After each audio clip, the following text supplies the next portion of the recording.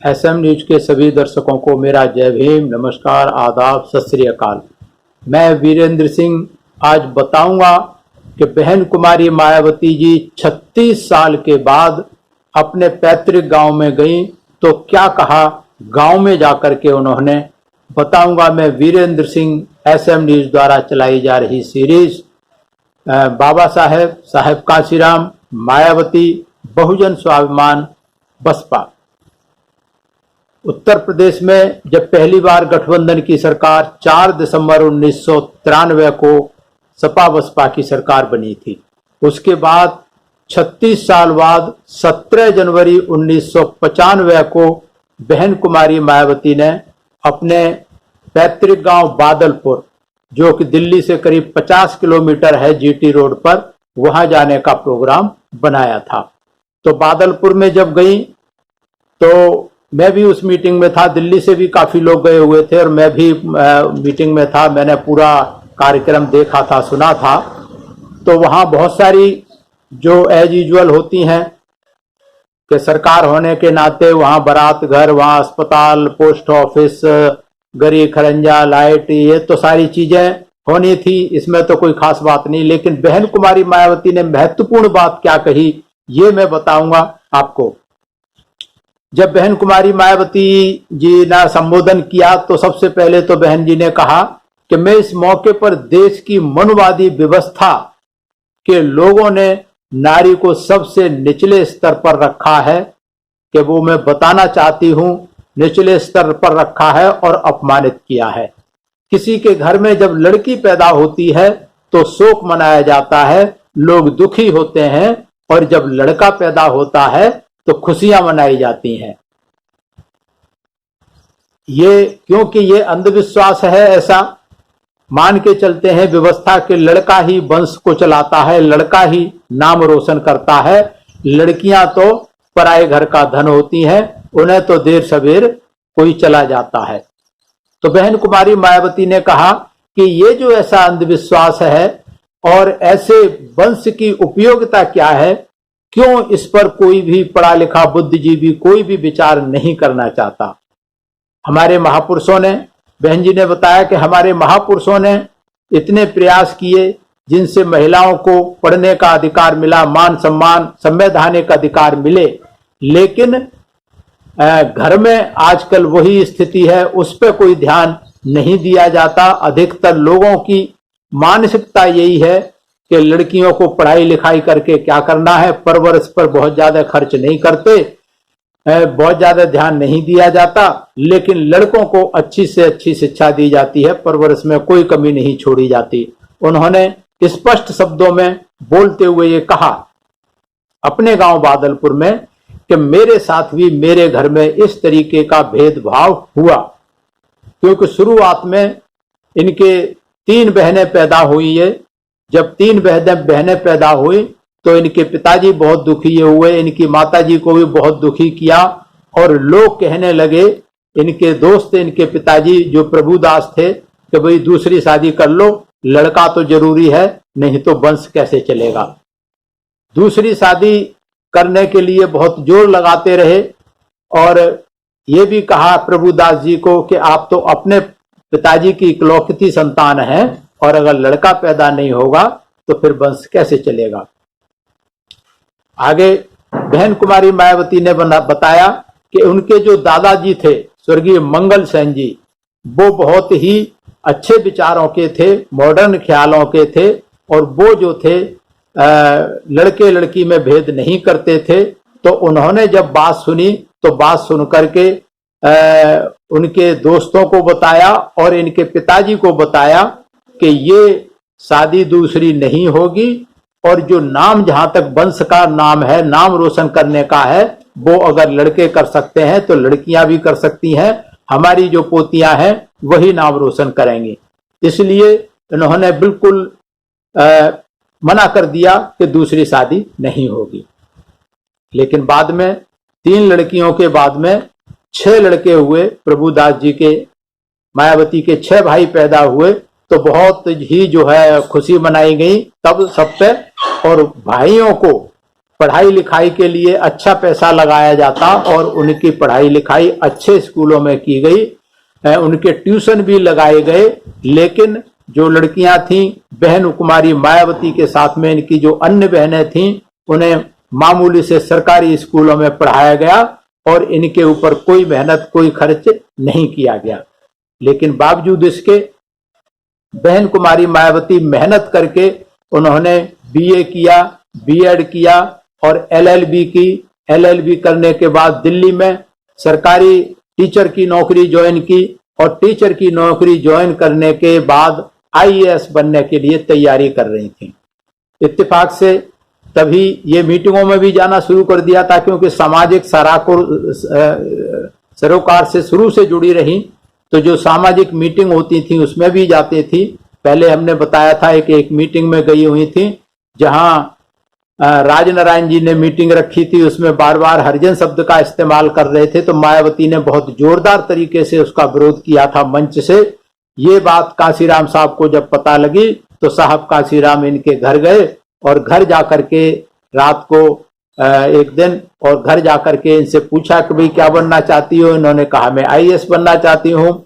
साहब कांसीराम ने कहा कि आईएएस, ये पूछा कि आईएएस बन के क्या करोगी? कि मैं समाज का भला करूंगी, जो समाज के साथ अन्याय अत्याचार होता है उसके खिलाफ मैं लड़ाई लड़ूंगी। तो साहब ने कहा कि वो कलेक्टर नहीं कर सकता, उसके लिए तो आपको मुख्यमंत्री बनना पड़ेगा, प्रधानमंत्री बनना पड़ेगा, और अगर आप मेरी बात माने तो मैं आपको ऐसी जगह पहुंचा दूंगा जहां 10-10 कलेक्टर आपके सामने फाइल लिए खड़े रहेंगे। बहन कुमारी मायावती ने उनकी बात को माना। उनकी बात को मान करके वो आगे बढ़ गई। इस बात के लिए सब कुछ छोड़ करके, घर छोड़ दिया, नौकरी छोड़ दी, सब कुछ छोड़ करके साहब कांसीराम के साथ बहुजन समाज पार्टी बामसेफ DS4 के माध्यम से आगे बढ़ने लगी।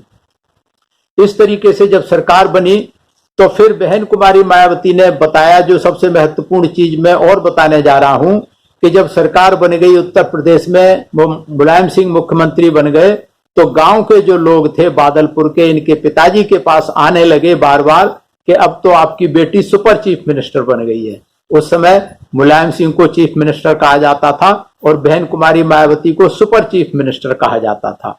तो गांव के लोगों ने कहा कि अब तो आपकी बेटी सुपर चीफ मिनिस्टर बन गई है, गांव के कुछ विकास के लिए कुछ काम करवाएं और कभी जाकर के हम लोग मिले जाकर के।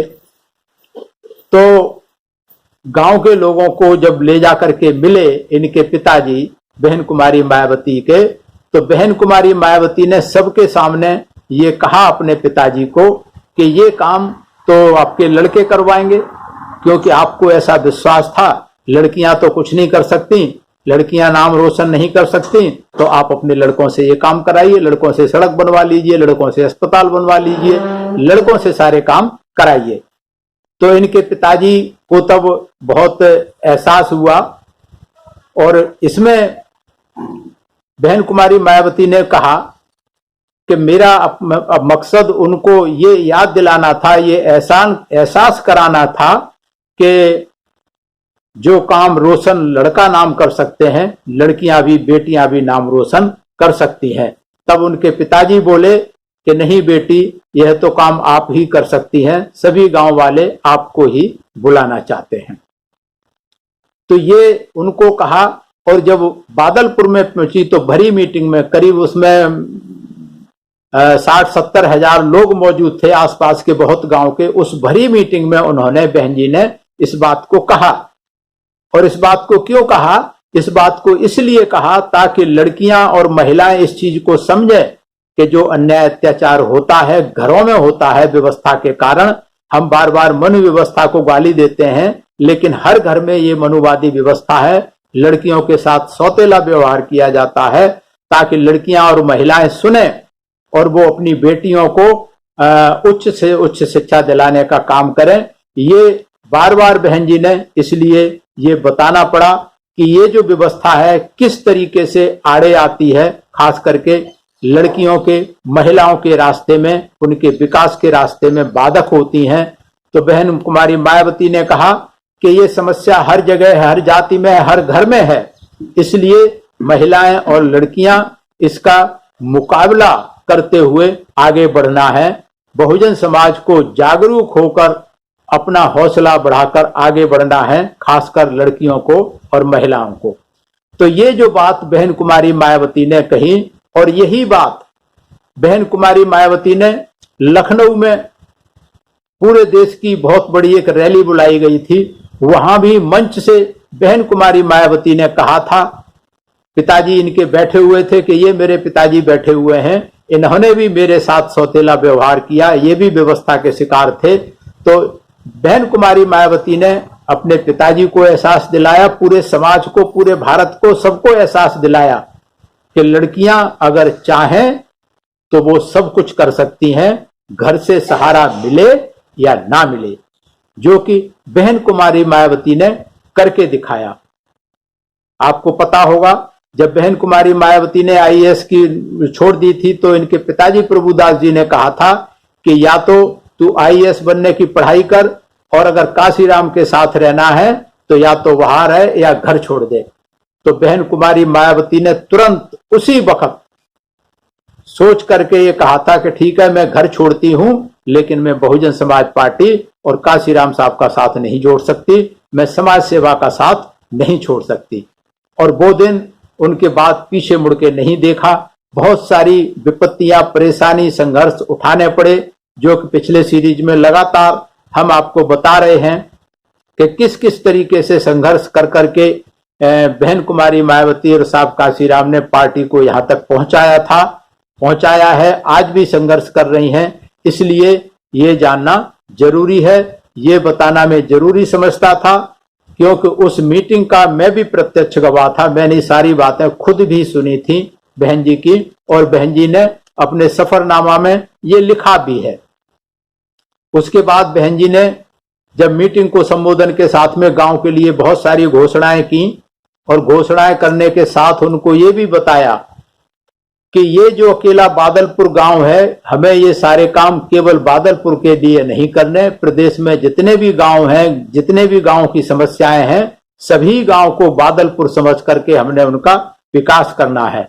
और साथ में जो मंत्री और जो अधिकारी थे उनको भी चेतावनी देते हुए कहा कि ये सिर्फ घोषणाएं नहीं है, जैसे दूसरी पार्टी करती रहती हैं। दूसरी पार्टी मंच से घोषणाएं करती हैं और भूल जाती हैं। उन्होंने कहा ऐसा नहीं है, जो मंच से घोषणाएं चाहे तो कोई मंत्री कर रहा है, चाहे मैं कर रही हूं, सारे मंत्री ध्यान देंगे, सारे अधिकारी, सेक्रेटरी वगैरह भी साथ होते थे, वो भी ध्यान देंगे कि ये घोषणाएं सारी पूरी होनी है और तुरंत इन पर कार्रवाई शुरू होनी है। तो इस तरीके से बहन कुमारी मायावती ने अपने गांव में व्यवस्था की हकीकत बताई, और सबके सामने अपने घर की, जो उनके साथ जो घर में भेदभाव हुआ उसके बारे में भी बताया। ये बहुत हिम्मत का काम है, और ये हिम्मत के काम के लिए क्योंकि बहन कुमारी मायावती ने किया, जो किया बहन जी ने सो बताया, किस तरीके से संघर्ष करके जब बहन कुमारी मायावती यहां तक पहुंच सकती हैं, तो इस देश की कोई भी बेटी, किसी गरीब की बेटी, किसी अनुसूचित जाति की बेटी अगर चाहे बहन कुमारी मायावती के पग चिन्हों पर चले तो वो भी जो करना चाहे कर सकती है।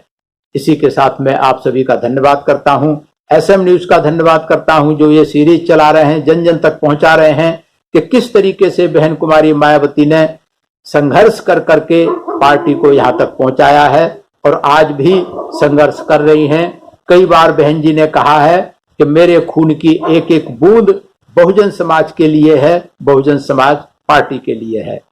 तो मैं खास करके देश के, प्रदेश के युवाओं से मैं निवेदन करना चाहता हूं कि ऐसी बहुजन समाज पार्टी की नेता जो तन मन धन से सब कुछ न्यौछावर कर दिया है समाज के लिए, पार्टी के लिए, हमें उनके संघर्ष को समझना होगा, उनके त्याग और बलिदान को समझना होगा। और आजकल जो तमाम सारे छुटभइये नेता पैदा किए जा रहे हैं, जो दलाल और चमचे पैदा किए जा रहे हैं, बहुजन समाज पार्टी के कारवां को रोकने के लिए उनसे सावधान रहने की जरूरत है, उनके बहकावे में नहीं आना है। और बहुजन समाज पार्टी जो राष्ट्रीय पार्टी है, तीसरे नंबर की, इसका कोई विकल्प नहीं है इस देश में बहुजन समाज के लिए। तो बहुजन समाज के सभी लोगों से और युवाओं से मेरा निवेदन है, मेरी अपील है कि जो बढ़ते हुए कारवां को समझें, और जो रुकावटें पैदा की जा रही हैं उसका भी चिंतन मनन करें और बहुजन समाज पार्टी का साथ दें, बहन कुमारी मायावती का साथ दें। सभी को मेरा धन्यवाद। जय भीम, नमस्कार, आदाब। अगर आपने अभी तक हमारा चैनल सब्सक्राइब नहीं किया है तो सब्सक्राइब करें और घंटी का बटन बिल्कुल भी दबाना ना भूलें ताकि सभी लेटेस्ट खबरें पहुंच सकें आप पे सबसे पहले।